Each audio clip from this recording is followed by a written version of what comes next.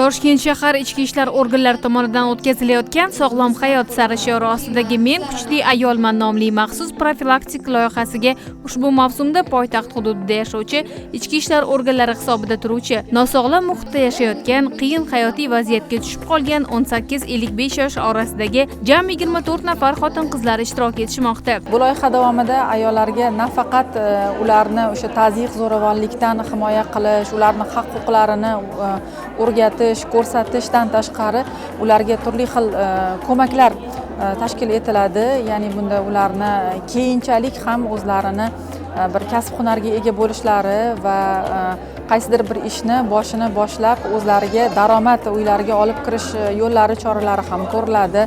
Loyiha doirasida ular dastlab Toshkent shahar ichki ishlar bosh boshqarmasi markaziy poliklinikasida dastlabki tibbiy ko'rikdan o'tkazildi. Tibbiyot bo'limi mutaxassislari tomonidan ko'rik davomida ularga sport bilan shug'ullanish, chiniqtirish bo'yicha tavsiyalar berildi.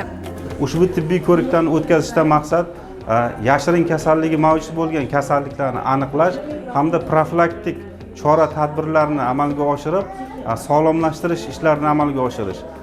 Zarur holatda statsionar sharoitda shifoxonalarga yo'llanma yoki orderlar bilan ta'minlab jo'natilishi rejalashtirilgan. Keyingi manzil oilaviy munosabatlarni mustahkamlashga qaratilgan bo'lib, qatnashchi ayollar o'z farzandlari bilan madaniy hordiq olishlari maqsadida ularni poytaxtdagi Magic City bog'iga olib borildi. Ushbu bog'dagi okeanariumga sayohat ishtirokchilar va ularning farzandlarida katta taassurot qoldirdi. Kuchli ayol ishtirokchilarimizning barchalari o'zlarining voyaga yetmagan farzandlari bilan bu yerga tashrif buyurib, vaqtlarini birgalikda, xursandchilikda o'tkazayotganligidan biz ham xursandmiz. Sababi ularning xursandchiligi, ya'ni bolalarning xursandchiligi onalarning yuzida tabassumidan ham bilib olsak bo'ladi.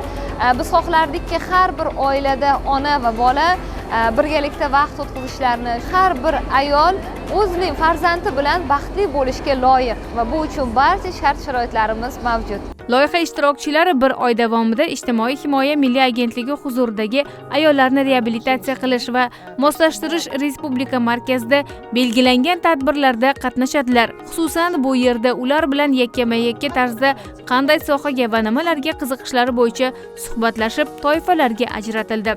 Malakali psixolog tomonidan yakka va guruh tarkibida suhbatlar o'tkazildi. Ularning psixologik portreti tayyorlandi hamda seminar trening tashkil etildi. Seminar treningimiz yakunida shuni ko'rdimki, har bir ayol baxtli bo'lishga loyiqligini his qildi va bu yo'lda baxtli bo'ladi deb xulosaga keldik. Bulardan tashqari madaniy va sport yo'nalishida qiziqishlarini oshirish maqsadida sog'lom bo'lay desang sport bilan shug'ullanish shiori ostida sport mashg'ulotlari ham tashkil etildi. Loyiha doirasida xotin-qizlarni ijtimoiy foydali mehnatga jalb qilish, kasbga yo'naltirishda amaliy yordam ko'rsatishga qaratilgan ko'plab tadbirlar o'rin olgan. Bu haqda keyingi lavhalarda to'xtalamiz.